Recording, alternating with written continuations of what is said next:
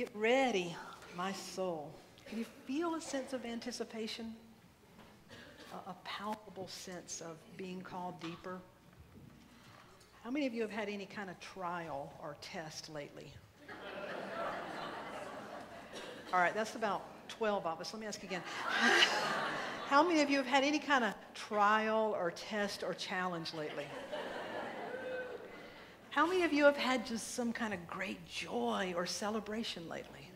Yeah. We live between those, and we experience both of those. And all of that is a call to compassion, a call to really be all that we are, which is love and expression. And so today we talk about this charter for compassion, and we sign and stand as a part of this declaration. And so you may ask, well, that's good, but aren't we already a compassionate community? Yes, I hope so. Do you consider yourself already a compassionate individual? Do you consider that you could be even more compassionate? Yeah. And so how do you define compassion? We'll talk about that. So if we individually create this collective, we realize that yes, we are compassionate, and we still could be even more compassionate. What is who's the number one place you get to practice compassion on? Yeah, the woman or the man in the mirror. That one is really our biggest opportunity for compassion. And so today we're going to talk about compassion, and yes, we stand for this, we believe this, and we have the opportunity and the call and the need to go even deeper. Karen Armstrong, when she put this, initiated this charter for compassion, said it's no longer just a good idea. We need it. It's a survival. We're calling for this in order to survive as a species, that in order to really embrace and understand what it means to be compassionate. And so when we talk about compassion and what the Charter for Compassion is based on, it is the golden rule. That in every religion, every major spiritual tradition, you find something that is very similar, word for word almost, to the golden rule. And you know that as, do unto others as you would have them do unto you. It's like Robert Fulghum said, it's what we learned in kindergarten. It's that thing we learned, that do unto others as you would have them do unto you. And the other way to phrase it is, do not do to others what you do not want done to you. Someone told me after the first service, they said they have to remind themselves, do not do to yourself what you would not have done to yourself. And so compassion needs to flow in every direction, including being compassionate with ourselves. So the golden rule, compassion, do unto others as you would have them do unto you. Let's talk about a minute what it's not. Compassion in practicing the golden rule does not dismiss the need to hold someone accountable. It does not dismiss the need to hold yourself accountable. The golden rule, practicing the golden rule, does not mean that we do not correct our children, correct ourselves, correct places and things that need to be corrected. Practicing the golden rule does not mean that we do not take a stand, that we don't get riled up sometimes, that we're not active and motivated. It doesn't mean that. Practicing the golden rule doesn't mean adopting that mantra that just says, oh hell, all is well. It's like, oh well, somebody will figure it out, not me. That's not compassion. That compassion is being as human as you can be. It is feeling deeply. And to feel deeply is to from time to time to get really riled up. It is to get totally fed up with an injustice. It is to see an intolerance and be outraged. And to tend to that, to respond to that in a compassionate way. You see, so often when we talk about compassion and love, we just feel like it's la-la land, and we know we are not in la-la land all the time, and so we just feel like, well, I'm never going to quite reach it. And this compassion thing, love your enemy as yourself, yeah, it's a good idea, but I know I can't do it all the time. And so we think we're doing something wrong and don't even try, or we're striving for something, and it's like trying to have a bypass and miss the most important thing. The most important thing is to feel, to be moved. How often when we talk about compassion does a person say, I was moved with compassion? Compassion is meant to move us, to stir us up, to open us, and to call us to respond from a place of love. It's to be able to deal with what needs to be dealt with, to hold people accountable, to hold ourselves accountable, to show up, to march, to stand up, to do whatever we need to do, and to do it in the spirit of compassion. Our society demonizes people, dehumanizes people. There's so much dehumanizing and demonizing going on. We absolutely don't need to do that. And a part of the problem with that is when we place God as this external presence apart from us, when we put God out there, then we look to God out there to love those people that, God bless their heart, we sure can't love them. You know that feeling? It's like, God bless your heart, honey, because I don't know who else possibly could. And it's like to realize if God is going to bless that heart and show up, it's going to happen in and through and as us. Now, I'm not saying that things like angels and higher presence and all of that doesn't exist, because I personally believe that it does. And I do believe we are the likeness, the image, the expression of God. And if this world is going to be healed, if wrongs are going to be made right, if people's hearts are going to be blessed, that even their mother can't find how to bless them, who's going to do it? Look around and say, I guess she's talking to me. Tell somebody that. I guess she's talking to me.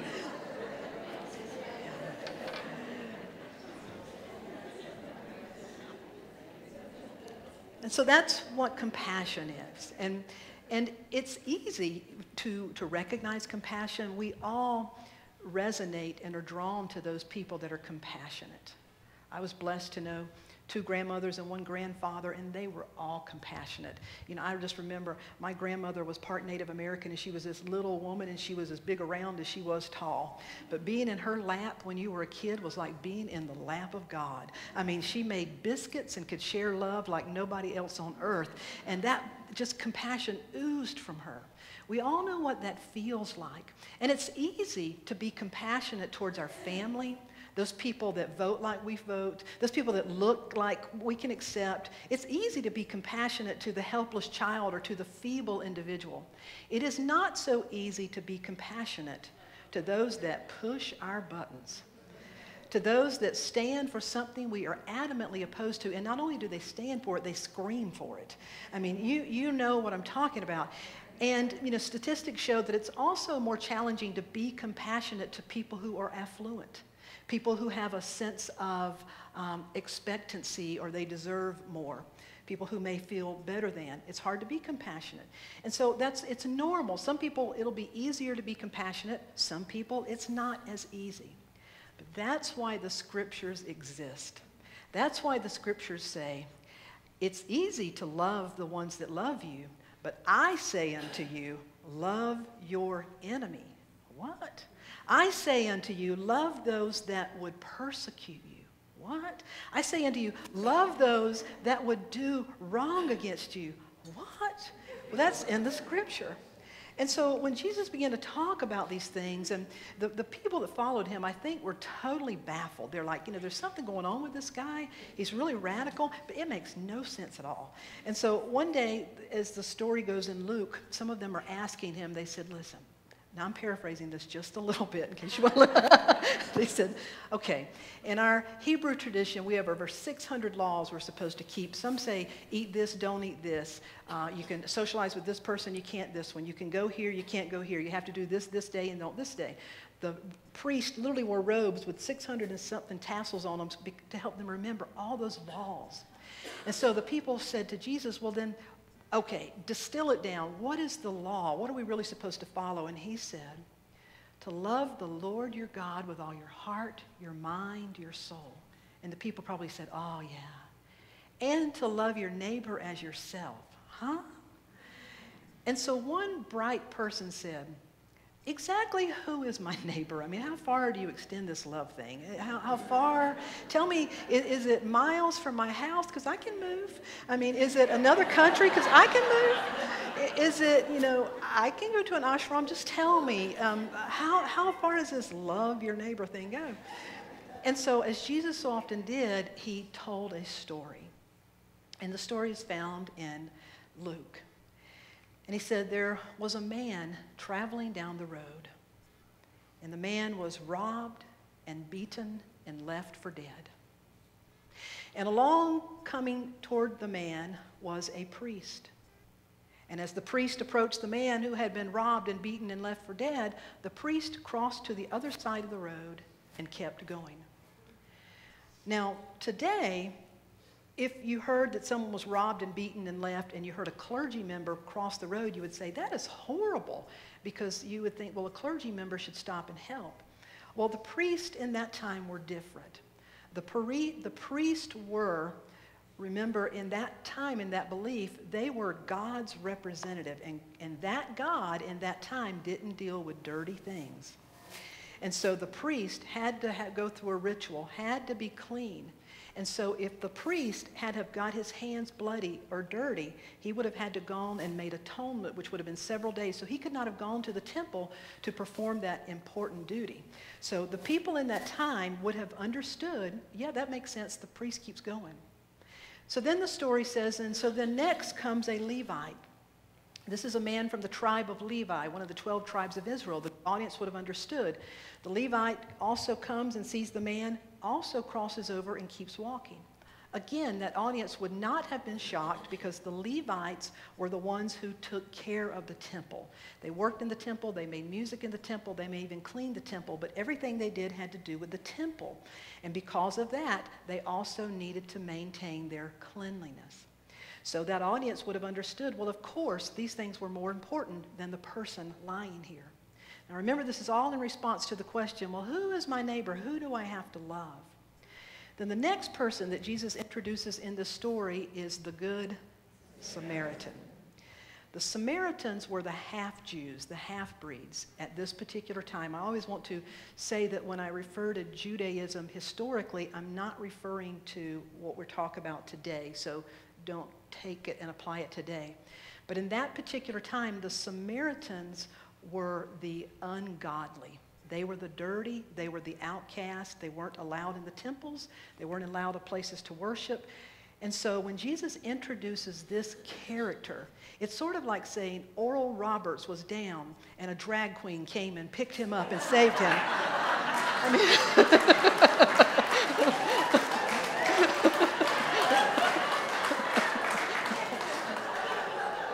Mike, will you edit that out of the tape?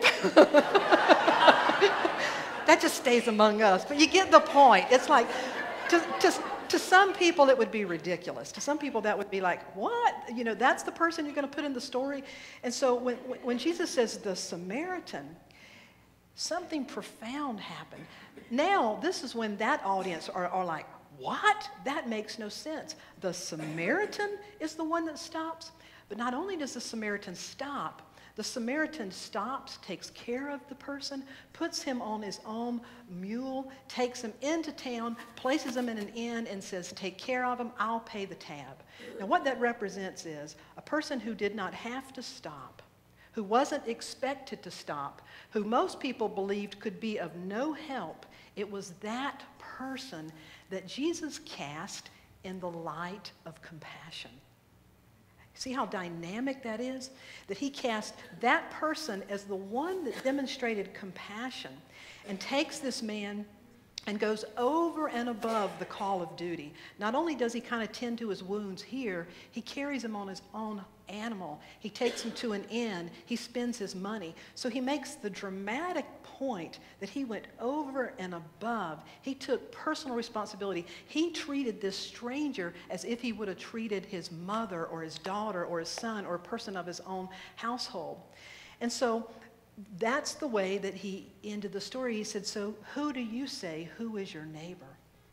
And so the point to love your enemies, to love your neighbor, is a call to practice radical compassion. But again, the only way to practice radical compassion is you have to realize you may never love that person in the way that you like them and adore them. You may never agree with that person. You may never want to see them again. You may certainly never want to have a meal with them. You may not like anything about them, but you still recognize them as an expression of the divine. You see, compassion is spirit to spirit.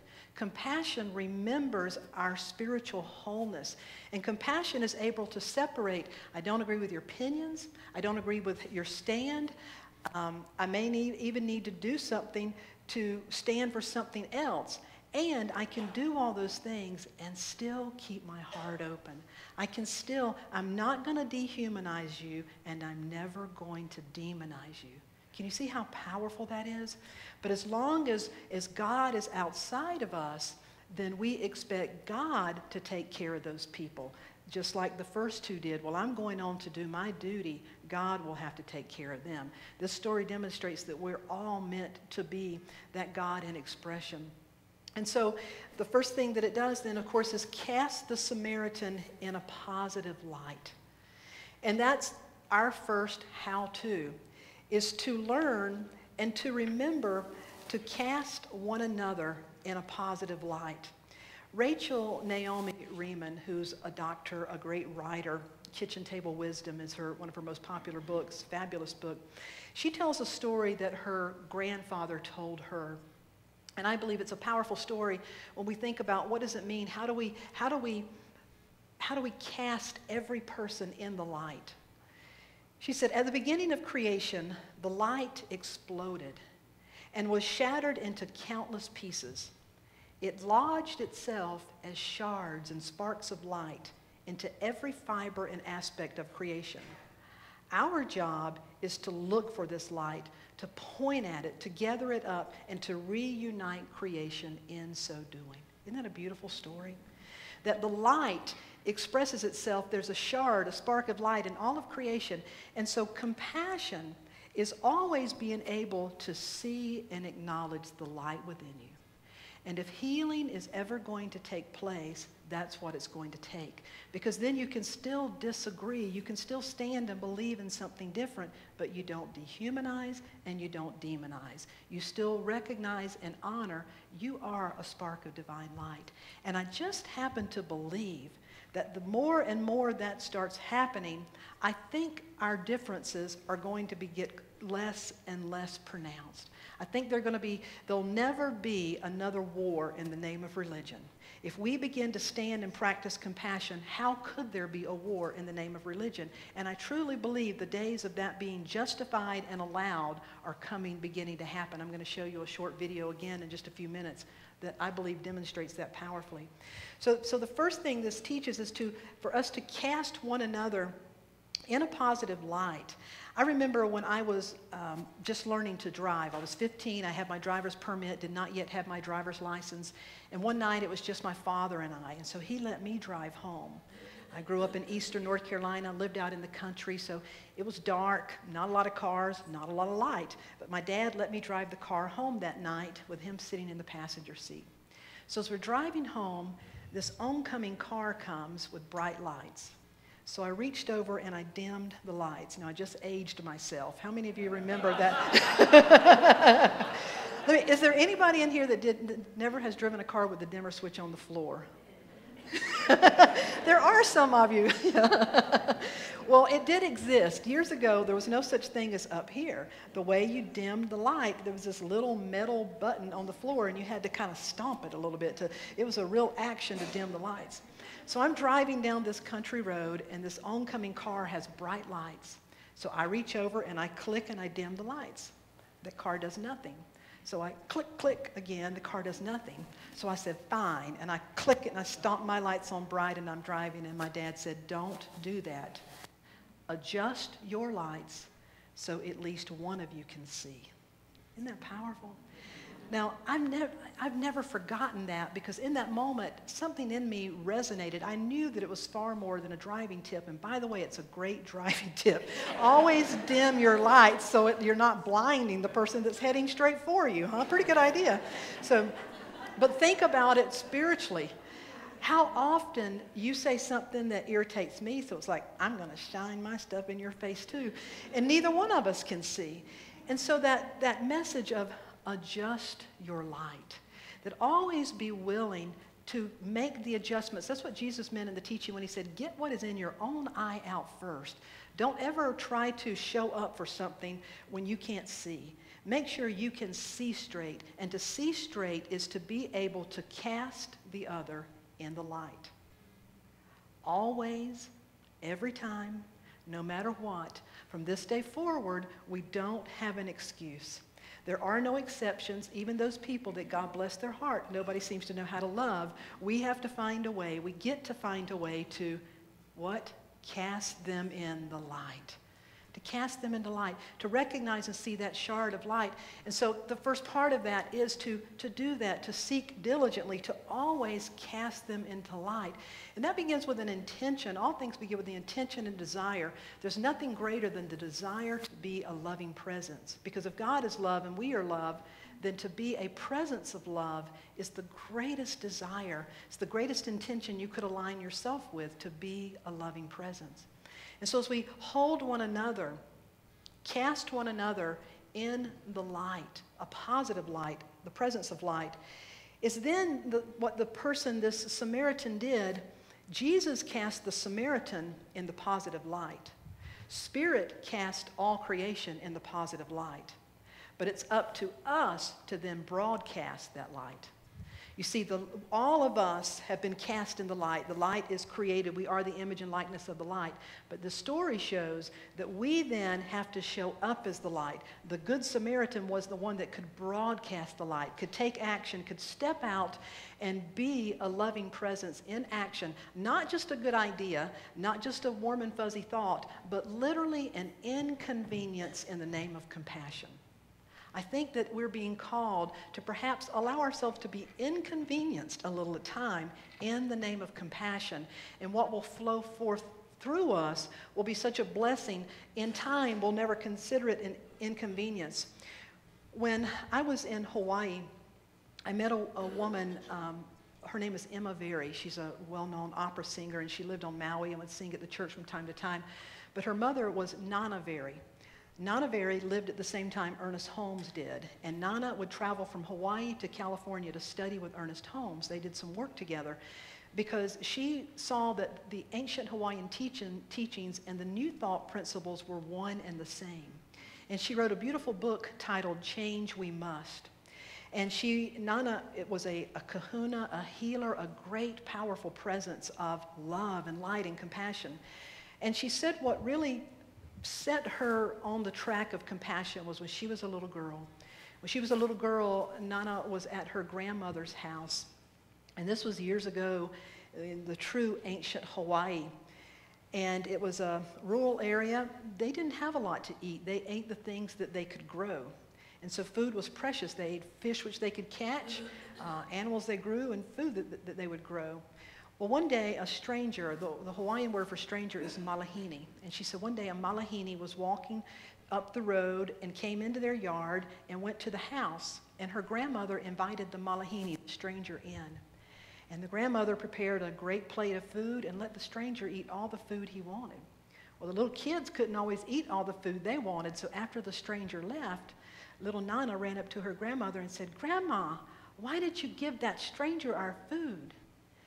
And Nana said her grandmother walked over and lovingly put her finger on her lips and said, "Shh, shh, shh." She said, "Honey, I wasn't feeding a stranger. I was feeding the spirit of a man." Isn't that powerful? I wasn't feeding a stranger. I was feeding and entertaining the spirit of a man. You see, they got it. They knew that we're always to broadcast that light, to see one another in that light, but then to take the step, what am I being asked to do to show compassion in this particular place, here and now? And so how do we do that? How do we make it practical in our own lives? Well, first of all, as I said, is to set the intention to be a loving presence. To set that intention and have that desire and to continually recommit to that desire is the greatest, really, I believe, intention you can have. The second is to realize that it's always a choice. You see, when something happens, you get frustrated, somebody cuts you off in traffic, or you turn on the television and you see that person that just drives you crazy, that whatever it is, those things happen. Oftentimes, the first place we go is not compassion. Amen? It's normal to realize that that's normal. Here's the key. You realize that that's the first place I went. The first place I went is, oh my God, it's them talking again, or oh my God, how could they do that? That's going to happen. That's the first place I went. Okay. But I don't want to stay there. Because remember, we've set the intention, I want to be a loving presence. And so now I realize I'm caught up in judgment. You see, there's really only one thing that blocks compassion, and it is judgment. That's why all the scriptures say, judge not. You see, if I'm judging something, it may create fear. If I'm judging something, it may create separation. Well, if you get it, I won't. If I'm judging something, it creates all these things, and these are the things that begin to shut us down, that begin to close our heart. So when we find ourselves judging, hopefully when you came in, you got a little stone. If you'll take that out, it's a glass shard. Now, if you didn't, no worries, because we have baskets of them. Just be sure you pick yours up. I want you to take this little glass shard to see this as it's a shard of compassion. It reminds us that the light of God is in all creation, including us. And here's a powerful practice. When you find yourself, something's happened, your button's pushed, you're starting to go down that path of judgment, you're not feeling compassionate. Just take a deep breath and use this and attach a mantra that says, just like me. You see, just like me, that person that cut me off in traffic is just trying to get somewhere. Just like me, that person who is espousing their beliefs, they believe in something. Just like me, that person is seeking happiness. Just like me, they're trying to avoid suffering. Just like me, they've known joy and laughter. And just like me, they've known sorrow and tears. Just like me, they're trying to express themselves. Just like me, they're trying to learn about compassion. Now, so when you catch yourself, just realize without judgment, okay, I'm judging. You take this little stone, just like me. Just like me, I can see that they're trying to this, they're trying to that. Now what begins to happen is you begin to create a commonality. I don't have to agree at this place because now you're another human. You're seeking to do your best. You're seeking to live. And even if I don't think you're seeking your best, well, just like me, you're finding your way along your path. There's always something. And when you take that step and take yourself to the just like me, now I can then ask, God, open me. I don't know what's mine to do. I don't even know how to be more compassionate. And so I just offer this up. Help me to be more compassionate. That's all we're asked to do. And when we do this and practice it and recommit, it begins to get easier and easier and easier, just like me. So we desire it, we choose it, and we take action. At the end of the day, it's a great practice to say, you know, if we're supposed to treat others as we want to be treated, then where in my heart did I hurt another? Where did I hurt another? And what did I do that was healing? Just to have that review. How have my actions, my thought been hurtful? Help me to be mindful of that. I don't want to do that again. And how have I been a healing presence? That's what I want to be. Often we think that an individual can't make a difference. Well, I believe it's always been grassroots efforts and individuals that have made every difference. I'm going to show you a short video of a young man. Would you show me the first slide? His name is Ronnie Idri. This happened not too long ago, one evening as the governments of Israel and Iran once again said they were going to war. This 41-year-old man put a poster on Facebook. Now, he lives in Tel Aviv. He lives in Israel.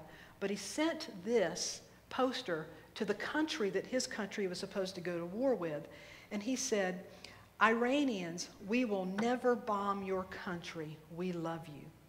Ronnie attached a personal letter to the poster addressed to the Iranian people, sharing his wish to stop a war with Iran by getting to know the other side. It is we, the people, that will bring about this change. I am calling all of us, myself included, to take a deeper stand for compassion, to no longer be just passive in any way, ignoring something that lands right in front of us. And when something is laid on your heart, if it's this or whatever it is, have the courage to take the step. You never know how far-reaching one thing may go.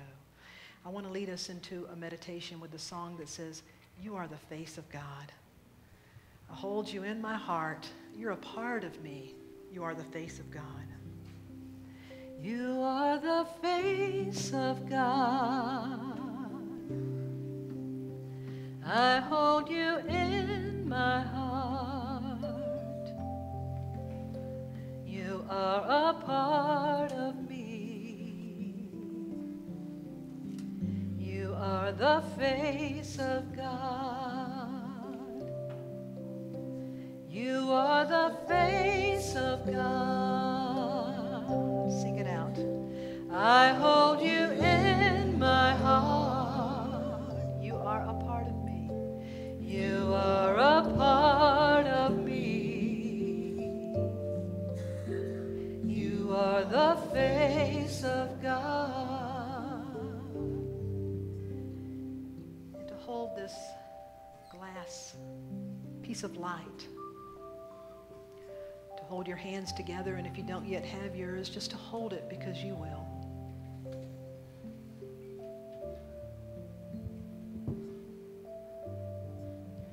There's one power and one presence expressing as in through all of us. We can no longer look at another and see anything other than the face of God. I may not agree with your opinion, and you are the face of God. I may not understand your ideas, your actions, and you are the face of God. I may be adamantly opposed to what you stand for, and you are the face of God.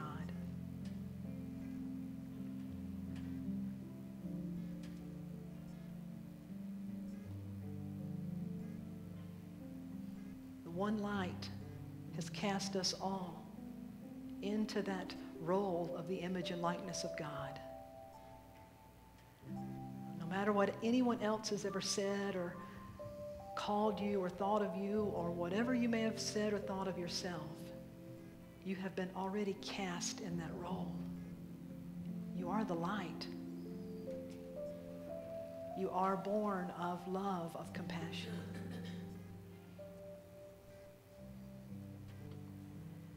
And so we have the opportunity to choose again and again and again to broadcast that light, to broadcast that compassion, even if it may feel a little inconvenient, even if it may call us out of our comfort zone, even if it may be a little awkward to walk away from that off-color joke, or to say, no, I believe differently. I believe that God loves them too. Whatever it may be, to discipline yourself to listen, to just listen without judgment, but to call ourselves to another level of accountability. And in so doing, we begin to realize that's where the real joy lies.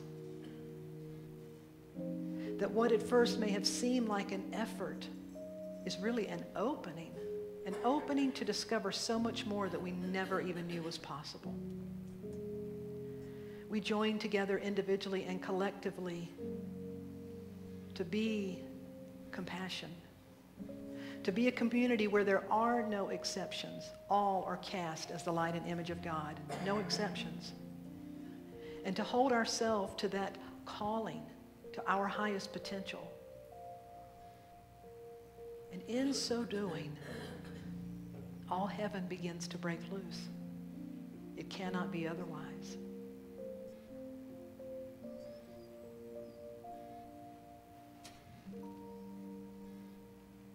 We cast one another in the light. broadcast that light as compassion.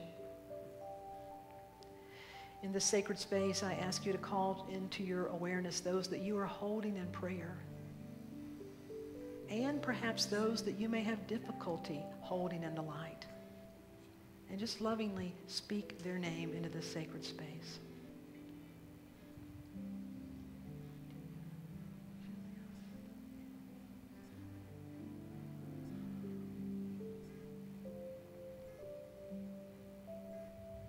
See, you are the face of God.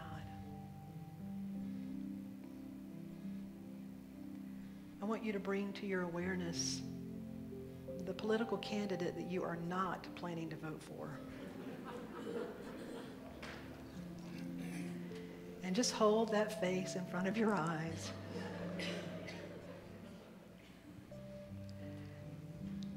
And ask for help. But to honestly be able to see, you are the face of God. There are no exceptions. And may that awareness and recognition rise up within you and be broadcast and radiate through you. And now hold in your awareness that candidate that you're most likely to vote for. You are the face of God. And may that awareness rise up within you and be broadcast out and among you and through you as never before.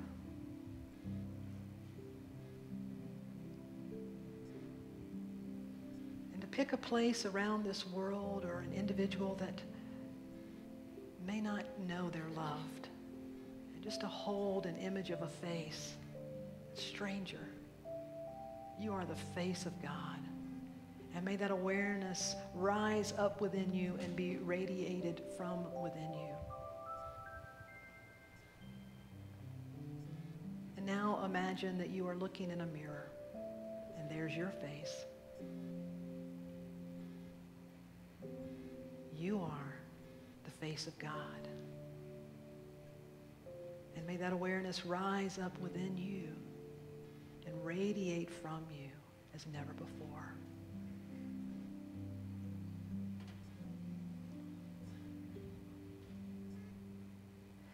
You are the face of God.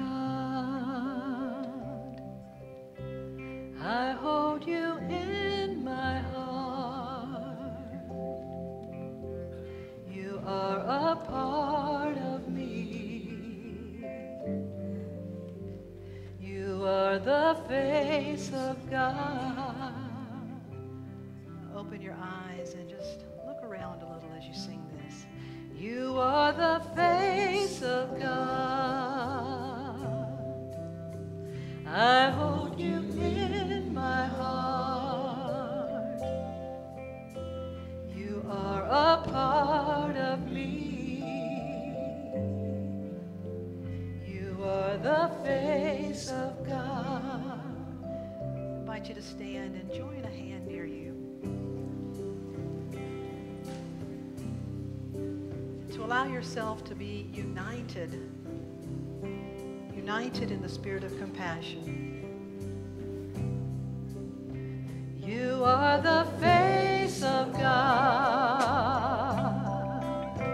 I hold you in my heart. You are a part of me. You are the face of God. Sing it out, everybody. You are the face of God. I hold you in my heart. You are a part of me. You are the face of God. You are a part of me. You are a part of me. You are the face of God. Hands on your heart. Take that in. May our hearts be opened. May our minds be open. May this energy that knows itself as love find its abode in us. May it radiate out from among us as a healing presence, a literal healing presence. And may we be clearly guided in our next steps. What am I to do in order to anchor this compassion right here and right now? And so it is. Thank you, God. Amen.